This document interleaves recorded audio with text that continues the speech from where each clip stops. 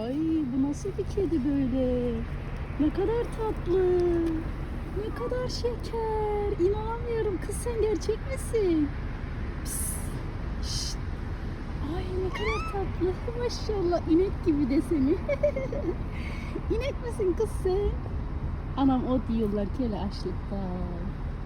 Vay canım vay. Şunun tadına şunun. Şeker. Çok şeker çok. Pis. Kız.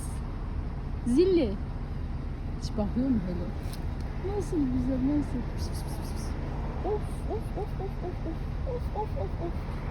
Çok tatlı çok. Arkadaşlar görüyorsunuz değil mi şunun tadını? Ne kadar güzel. Ay. Yerim seni yerim. Yerim kız. Boncuk musun sen? Otobüs kalkacak. Kalkıyorum. Görüşürüz arkadaşlar.